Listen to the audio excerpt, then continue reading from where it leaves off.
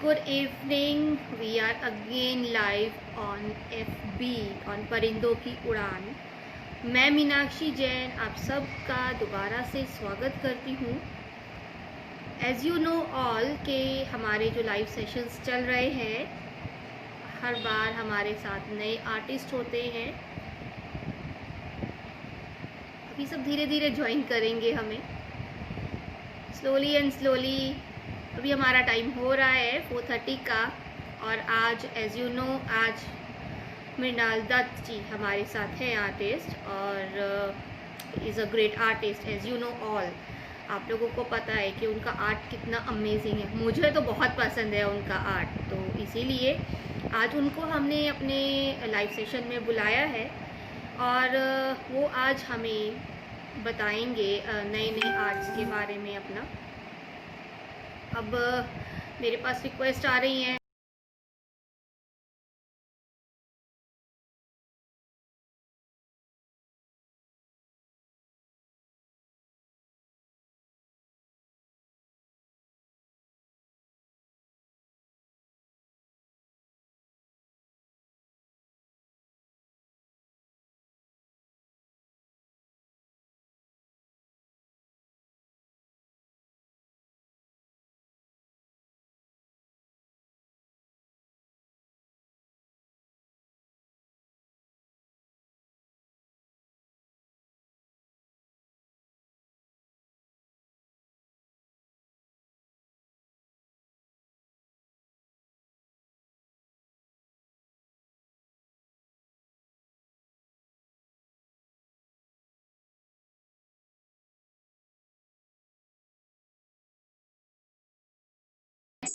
Thank you so much. Thank you.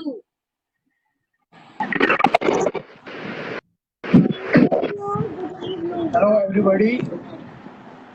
How are you, Mumar? Hi Meenakshi ji. I'm good. I'm doing very good, and I'm very much fine over here. I hope everybody is safe at their home. Yeah. अच्छा, आपकी आवाज थोड़ी कम है मीनाल, थोड़ा सा volume आप. अभी आ रही है मैम? हाँ जी, अभी आ गई. ओके जी.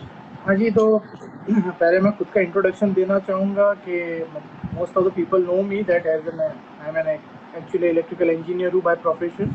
वॉल्यूम थोड़ी प्रॉब्लम आ रही है सर.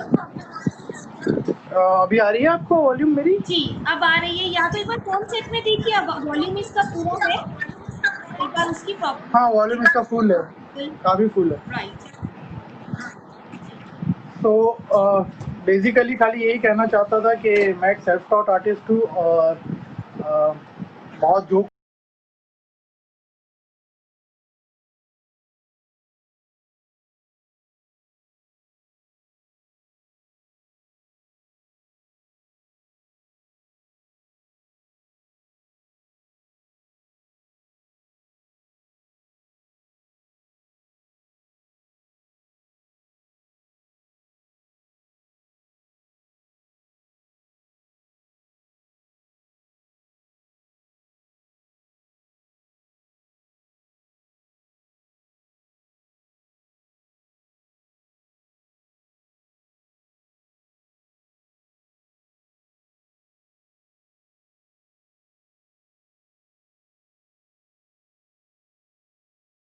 मुझे टाइम मिलता था तो मैं उस टाइम के दौरान मैं चीज़ों को स्केच करने की कोशिश करता था, चाहे जो भी ऑब्जेक्ट्स होते थे या जो भी चीज़ें मुझे मिलती थी उसको देखना, उसको समझना, उसको अलग अलग एंगल पे पेपर पे ना पेपर और पेन सिंपल लेके आप स्केच करते हो, उस तरह से मैं करता था.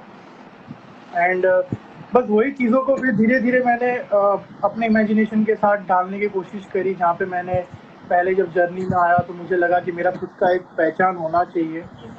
और हर आर्टिस्ट का एक ऐसे होता है कि उसकी खुद की एक स्टाइल, खुद का एक लाइन, खुद का एक आइडेंटिटी होता है कैनवास के ऊपर जब भी वो काम करता है. क्योंकि इसमें पहली बात तो ये है कि दूसरों को भी मैं ये कहना चाहूँ, कभी भी आप अपने आर्ट को कंपेयर मत कीजिए किसी के भी साथ कि वो अच्छा कर रहा है मेरा बुरा हो रहा है. ये वैसी बात नहीं है. अगर आप देखेंगे तो पैब्लो पिकासो के काम भी बच्चे के काम की तरह था, बट फिर भी वो पैब्लो पिकासो था, उसका एक फॉर्म था, उसका एक अलग नज़रिया था. हुसैन साहब का भी ऐसा था, एच एस रजा साहब का भी ऐसा ही था. तो किसी के भी साथ इसमें कंपेयर नहीं कर सकते, क्योंकि सब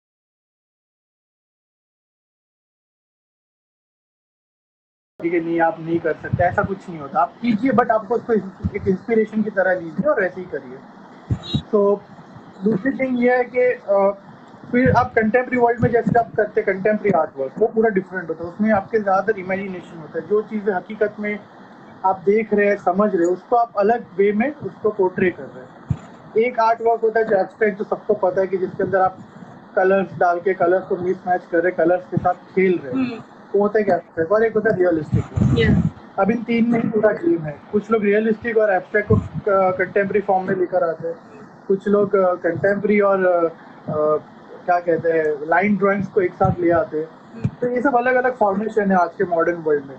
बट अबव ऑल इम्पॉर्टेंट ये है कि आपका वर्क क्यों पहचाना जाए लोगों के बीच में, और क्यों लोगों को आपके वर्क पसंद आए, और आप लोगों को कैसे यकीन दिला सकते हैं कि आपका काम दूसरों से अलग है। तो वो एक सबसे बड़ी इम्पोर्टेंट चीज़ है।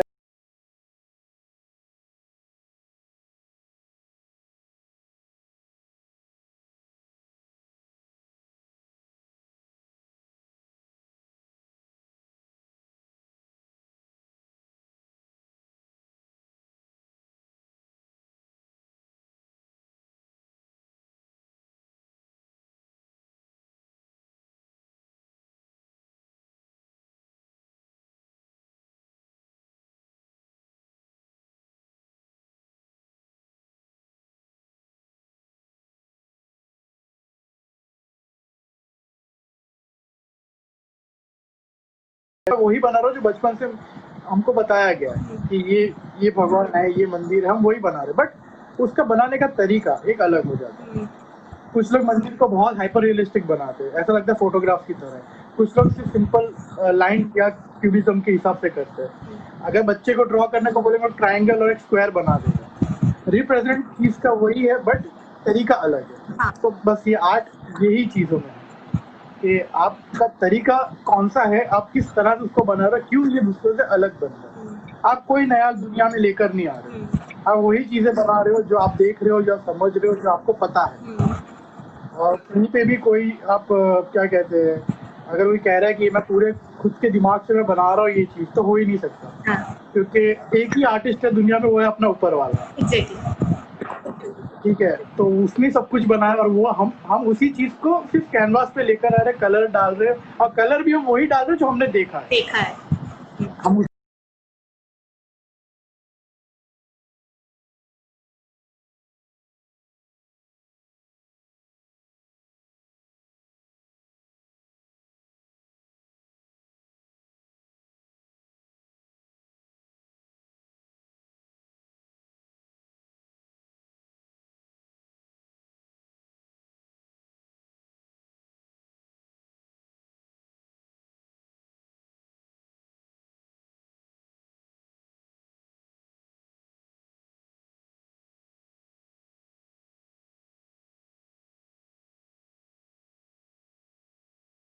इमेजिनेशन काम कैसे करें, मैं सबको ये चीज कहना चाहूंगा, इमेजिनेशन कुछ नहीं होता, सिर्फ फॉर्मेशन अलग होता है। इमेजिन आप कुछ नहीं कर रहे, आप कोई भी चीज को बना रहे हो, कोई भी चीज को आप करना चाहते हो, तो मॉडर्न आर्ट वर्ल्ड में यही है कि आप उस चीज को किस तरह से लेकर आ रहे हो। आप एक लाइन भी क्यों ना बनाओ और उसको रिप्रेजेंट करो, या फिर उसको पूरा हाइपर रियलिस्टिक रिप्रेजेंट करो, कोई अंतर नहीं है उसमें। बट आपका वर्क किसी और से अलग होना चाहिए हमेशा। जैसे अगर मेरे वर्क में लोगों ने कहा कि आपके वर्क में एक कलर कॉम्बिनेशन है, या आपके वर्क में एक ग्रिपिंग स्टाइल है, आपके वर्क में फेसलेस इमोशन ज़्यादा है, तो हाँ, ये पॉइंट्स मैंने डेवलप करे क्योंकि मुझे मेरे काम को अलग ले जाना चाहिए था। अगर मैं भी चाहता हूँ, मैं भी पहले हाइपर रियलिस्टिक काम कर चुका हूँ, बट जब मैं वो काम को बनाता था, करता था, तो मैं ये देखता था कि वो काम और दूसरे जो रियलिस्टिक आर्टिस्ट काम कर रहे हैं उसमें कोई अंतर नहीं है। किसी को ये नहीं पता चल रहा है कि एक्स ने बनाया, या वाई ने बनाया, मृणाल ने बनाया। वहाँ पे कोई आइडेंटिटी नहीं आ नहीं रही। आती। तो अगर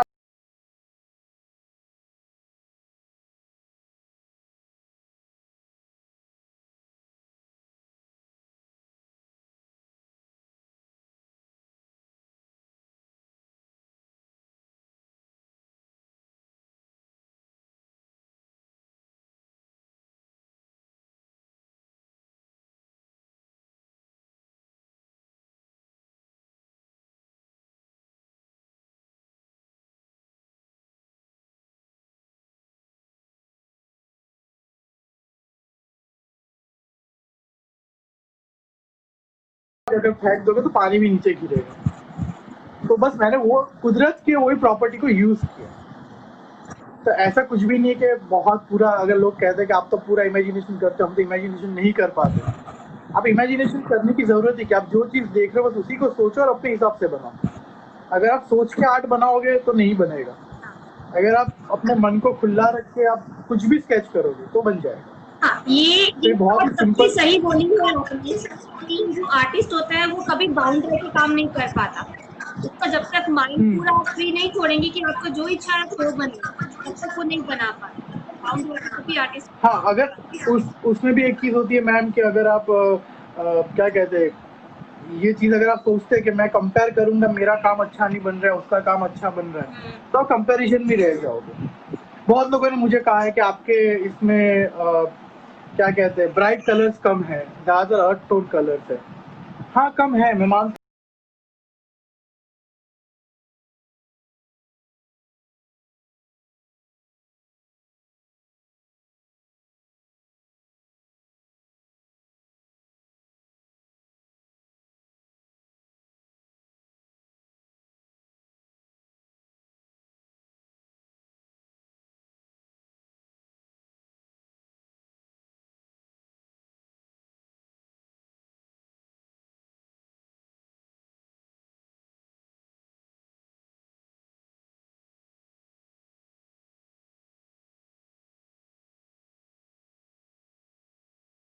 सिग्नेचर पे लेकर आते हो कोई चीज को, तो उसमें क्या होता है कि आप अर्थ टोन कलर पे, जैसे मेरा है, मेरे को पता है कि मेरा नेपल येलो, रॉ सिएना, अर्थ टोन डल कलर पे मैं उसको ब्राइटनेस कैसे दे सकता हूँ, वही कलर में मैं ब्राइटनेस कैसे ला सकता हूँ पेंटिंग में। जरूरी नहीं मैं हमेशा ब्राइट कलर यूज करूँ।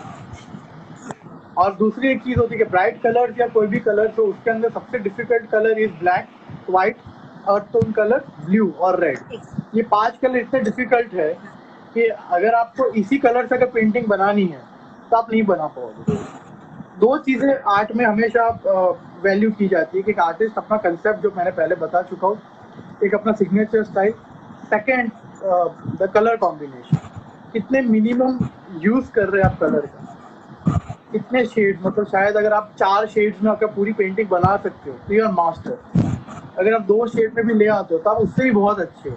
तो जहाँ कलर का यूजेज कम होगा और पूरी पेंटिंग आपको वही 2 या 4 कलर से बनानी है,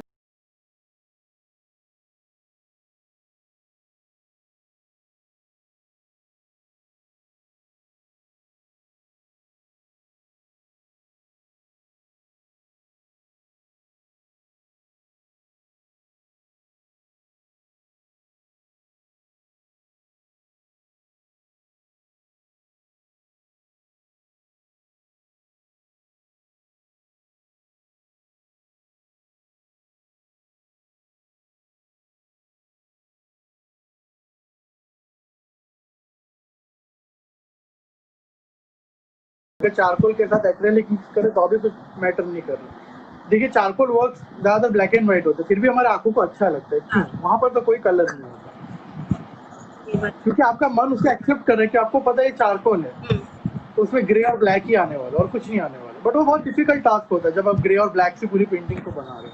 तो ऐसा जरूरी नहीं है कि आप हमेशा ब्राइट कलर यूज करो, ऐसा ये भी जरूरी नहीं है कि हमेशा पेंटिंग खूबसूरत दिखनी चाहिए। कहते हैं ना कुछ लोग के पेंटिंग हमेशा स्वीट, ब्यूटीफुल, एलिगेंट, एकदम परफेक्ट दिख रहा है, वैसा हो, ऐसा जरूरी नहीं है। आप अगर देखेंगे, अगर आर्ट हिस्ट्री में, तो ऐसे कई पेंटिंग्स हैं जो दिखने में बिल्कुल अगली है, but they are more famous than anything. हाँ, हाँ, ये चीज होती है, जैसे ये चीज है कि वो देखने में इतनी अच्छी नहीं होती है, बट वो पेंटिंग बहुत फेमस होती है, ये चीज तो देखी गई। वो फेमस क्यों होती है, वो फेमस क्यों होती है, उसके पीछे भी एक रीजन होता है, क्योंकि वो जो बंदा है उसने शायद अपनी लाइफ के 40 इयर्स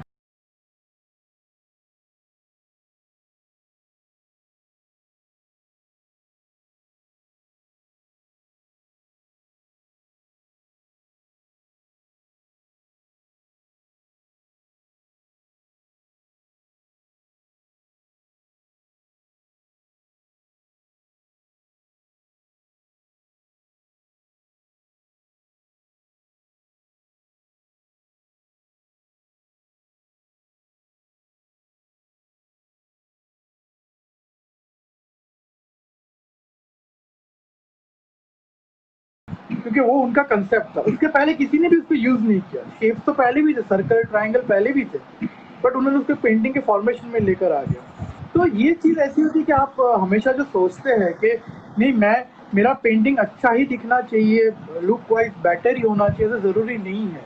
अच्छा, आपकी ऐसे बहुत सारे इस बात पे एक मेरे दिमाग में क्वेश्चन आया है, क्योंकि ये काफी जन पूछते हैं मुझसे कि सपोज कीजिए किसी सीनियर आर्टिस्ट ने या किसी भी आर्टिस्ट ने अपनी एक पेंटिंग बनाई है, राइट, अभी वो उन्होंने एग्जीबिशन में लगा दी है, बट उनको कॉपी कहीं और किया गया है, राइट, और वो पेंटिंग उन्होंने सेल आउट कर दी है, तो हाउ डज दैट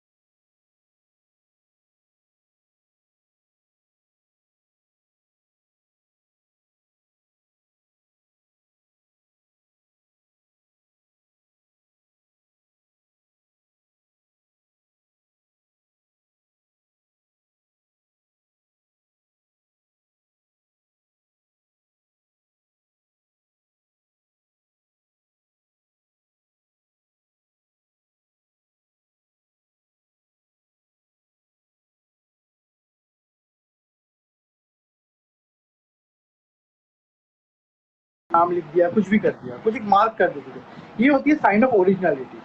अभी जब कोई बंदा कॉपी करके उसको बेच रहा है, लोग खरीद रहे हैं, ठीक है, लोग खरीदेंगे और फेक को, तो लोगों को पता कैसे चलेगा ओरिजिनल है या फेक है? हाँ, तो उसका प्रूफ या ऑथेंटिकेशन चीज होती है। अगर आपके पास ऑथेंटिकेशन सर्टिफिकेट कोई आपको नहीं दे रहा पेंटिंग के साथ, तो मैं मानता हूँ कि आपको लेना ही नहीं चाहिए, क्योंकि हर पेंटिंग का एक ऑथेंटिकेशन होना बहुत जरूरी है। जैसे मेरा वर्क कहीं पे भी जाएगा तो वो सर्टिफिकेट के साथ ही जाएगा, वो बिना सर्टिफिकेट कहीं पे भी नहीं जाएगा। उसमें दो चीजें होती है कि कुछ लोग इन्वेस्टमेंट के तौर पे पेंटिंग लेते हैं, जैसे मेरे कुछ लोग हैं जो कलेक्शन करते हैं, जो वापस उसको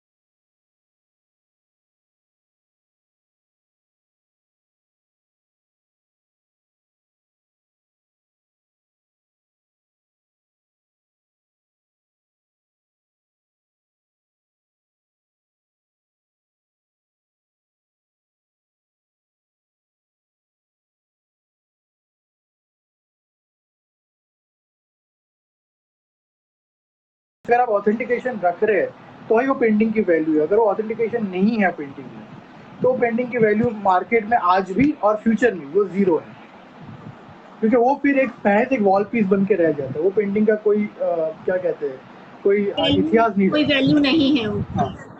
कुछ पेंटिंग ऐसे हैं जो बहुत पुराने जमाने में ये सब चीजें नहीं होती थी, तो उस टाइम पे लोगों ने क्या किया कि वो पेंटिंग जिन्होंने खरीदा उन्होंने उसको कॉपीराइट बनवाए लीगल प्रोसीजर से, ठीक है, तो उसके लीगल प्रोसीजर से कॉपीराइट्स बने और उसके कॉपीराइट्स के ऊपर ऑथेंटिकेशन सर्टिफिकेट ओनर ने खुद ने बनाया, क्योंकि पहले वो सही नहीं था। पर अभी आर्टिस्ट जब तक है तो आर्टिस्ट को हर पेंटिंग का एक ऑथेंटिकेशन बनाकर जाना चाहिए। या फिर आप कैनवास के पीछे भी साइन कर सकते हो अपना खुद का। तो जब भी कोई खरीदेगा तो कैनवास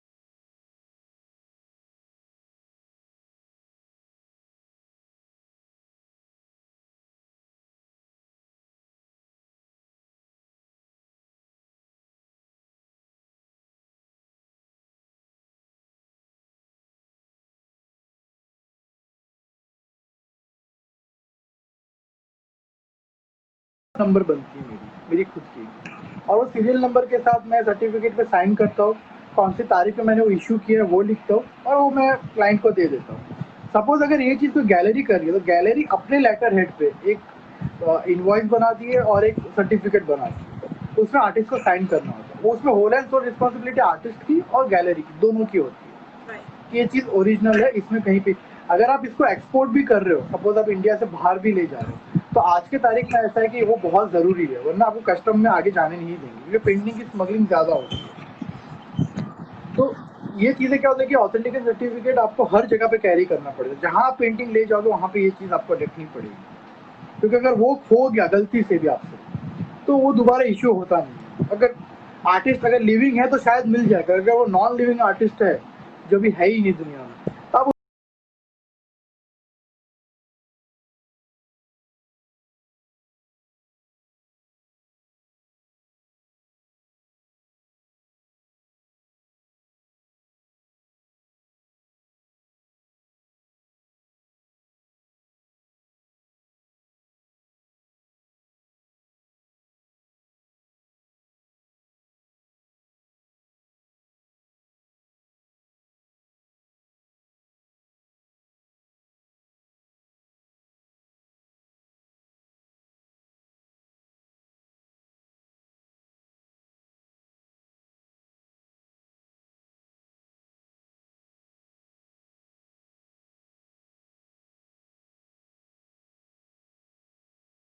उसको इसी तरह से लगा दे कि लाइंस के ऊपर वो लोग को पता चल जाता है कि ओरिजिनल है या डुप्लीकेट है, क्योंकि जो मेरा स्ट्रोक होगा मेरा ही होगा। हाँ। जो आपका स्ट्रोक होगा आपका होगा, मैं आपका नहीं बना सकता, आप मेरा नहीं बना सकते, क्योंकि हम दोनों के हाथ अलग है, हम दोनों के ब्रश पकड़ने के स्टाइल अलग है, हम दोनों के कलर लगाने के स्टाइल अलग है, तो ऐसे सबका होता है। तो ये क्या होता है ना कि ओरिजिनलिटी को प्रूव करने के लिए ऐसे बहुत सारे बॉडीज है जो वर्क कर रही है, जो ओरिजिनल को पहचानती है, जो स्टडी करते हैं इसके ऊपर, तो आपको उनसे ऑथेंटिकेशन करवाना पड़ता है। बट या authentication certificate is must for the artist and also for the client.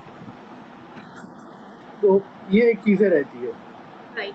और जो आप अपनी पेंटिंग करते हैं, अपनी पेंटिंग्स का आपका जो ये अपना स्टाइल है, तो ये कैसे बना, ये कैसे आइडियाज आए आपको? क्योंकि ये बिल्कुल डिफरेंट है, ट्रेडिशनल टच आप देते हो पेंटिंग्स में अपना।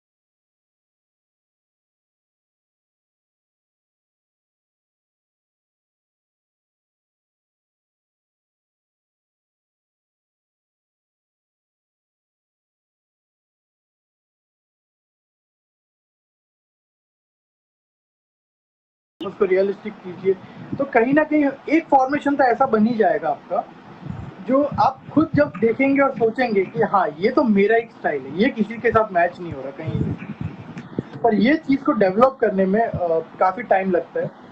ऐसा नहीं है कि ओवरनाइट आपका हो जाएगा या ओवरनाइट आप इसको कर सकते हैं, बट इसको करने के लिए मुझे करीबन 3 से 4 साल लगे इसको डेवलप करने में, जहाँ पे मुझे ऐसा लगा कि नहीं ये कलर कॉम्बिनेशन, ये ड्रिपिंग पैटर्न, ये फेसलेस एक्सप्रेशन कहीं ना कहीं मेरी खुद की अलग आइडेंटिटी दे रही है। अगर मैं इसको पूरा का पूरा कंप्लीट फीचर के साथ रियलिस्टिक बना रहा होता तो क्या होता कि वो कहीं ना कहीं मैच होने ही वाला था किसी ना किसी के साथ। ठीक है, तो मैंने सोचा कि इसमें मेरा अलग कहाँ से आएगा, मैं अलग कहाँ से लाऊं मेरे काम को। तो आप उसको उतना प्रैक्टिस कीजिए तो एक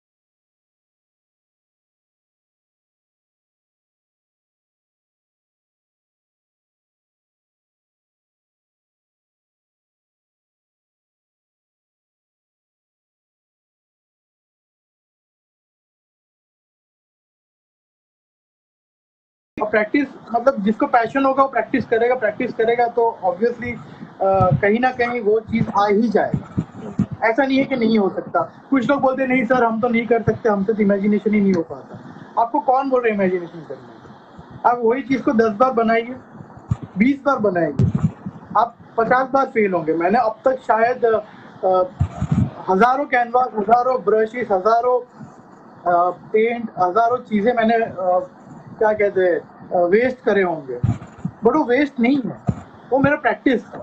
जैसे आप कहते हैं ना म्यूज़िक में जब लोग बजाते म्यूज़िक प्ले करते या सितार, संतूर, कुछ भी तबला बजाते वो लोग रियाज़ करते।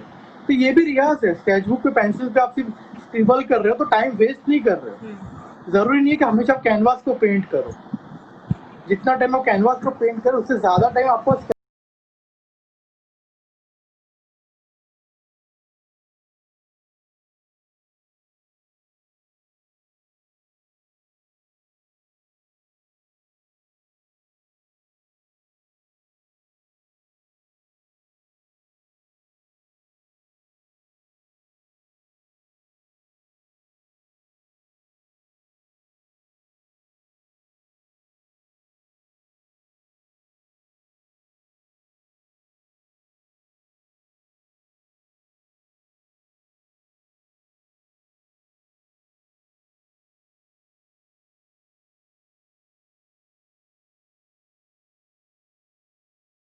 मतलब मैं नीचे ये कर रहा था। अरे वाह। सो जरूरी नहीं है कि आपको इसके लिए कंसंट्रेशन की जरूरत है। आप एक तरफ अपना हैंड को कहीं पे भी आप काम करें। एक्चुअली तो ये चीज शो कर रहा है कि पैशन, कि वो हाथ रुकता नहीं है, कि कहीं मर्जी है, वो हाथ और दिमाग दोनों चीजें चलती रहती है। आप कुछ भी करते रहिए, पर आप क्या कहते हैं प्रैक्टिस मत छोड़िए। जितना प्रैक्टिस करोगे उतना आपके लिए बेटर होगा। प्रैक्टिस छोड़ दोगे तो आपको पता है कि कोई भी चीज़ को क्या कहते हैं कंटिन्यूएशन में रखना कितना मुश्किल होता है। तो बहुत सारे लोगों को ऐसा है कि आज के तारीख में एकदम से सब कुछ चाहिए। एकदम से चाहिए कि उनका पेंटिंग भी सेल हो जाए, एकदम से चाहिए गैलरीज भी हमको अफिलिएट कर दे, एकदम से चाहिए कि हमको सब पूरी दुनिया पहचान जाए। बट ऐसे नहीं होता। वो करने के लिए पीछे बहुत हर आर्टिस्ट का, मेरा अकेले का नहीं, हर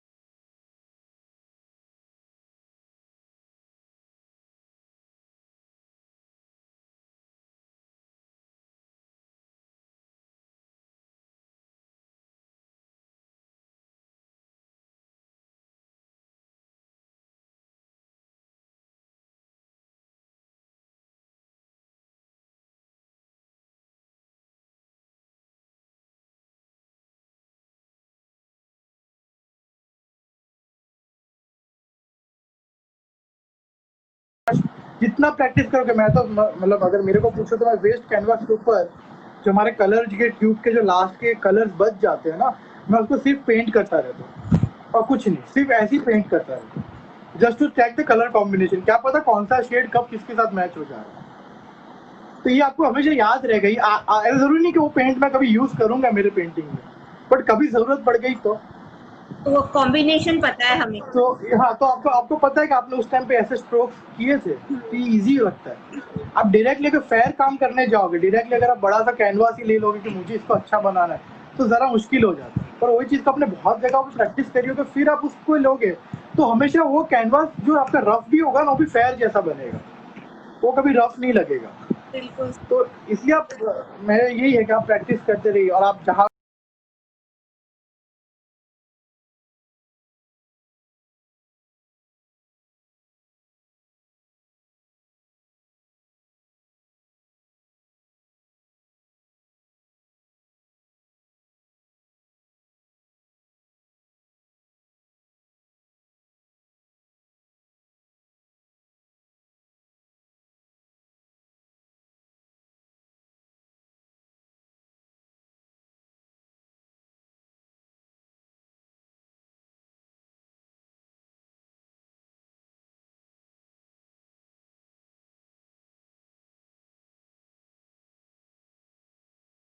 भी बना रहा हूँ, बट वो चीज़ कहीं ना कहीं किसी को भी देखने से लगना चाहिए कि ये पेंटिंग या ये आर्टिस्ट की कहानी इंडिया से जुड़ी हुई है, इसके कल्चर से जुड़ी, उसके ट्रेडिशन से जुड़ी हुई है। तो हमें कभी अपना कल्चर कहते हैं ना नहीं छोड़ना चाहिए, जहाँ से भी, क्योंकि आप अपने कल्चर को आप सबसे बेहतर रूप से जानते हो।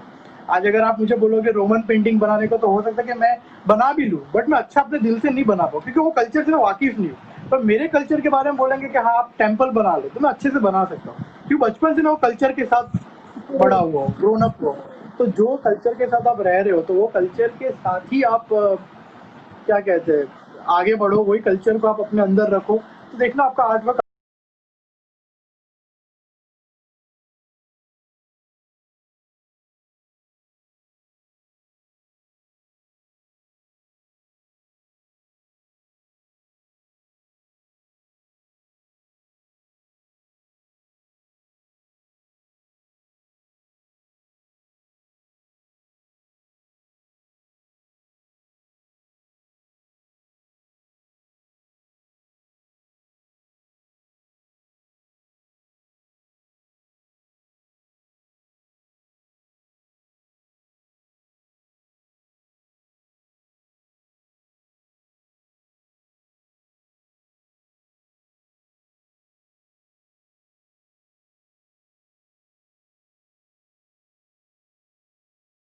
मैं कोई इतना बड़ा आर्टिस्ट नहीं हूँ, मैं इतना ओवर एजेड आर्टिस्ट भी नहीं हूँ। तो जितना मुझे अब तक मुझे मेरे लाइफ में पता है, मेरी लाइफ की जर्नी इस से, बात पे तो मैं उस मामले से इस बात पे एक बात बोलूंगी मैं कि ये हमारे बड़े बूढ़े भी बोलते हैं कि जिस डाल पे फल लगा होता है ना वो डाल हमेशा झुकी होती है। तो वही बात है कि आर्टिस्ट आप बहुत अच्छी है और बहुत अच्छे लेवल के भी है, और वो कभी आर्टिस्ट अपने मुंह से नहीं कहते हैं कि नहीं मैं बहुत अच्छा हूँ, लेकिन बट सैल्यूट टू यू और आपकी painting amazing, seriously amazing. thank you so much, man, and thank you everybody for listening and watching me. And you. Thank you all for joining us. Dolly ma'am, Sona ma'am, Ajit ji, Sandhya Sharma ji, and क्या बोला है संध्या जी ने, rightly said and well said, comparison नहीं होना चाहिए, every art in masterpiece of itself, exactly.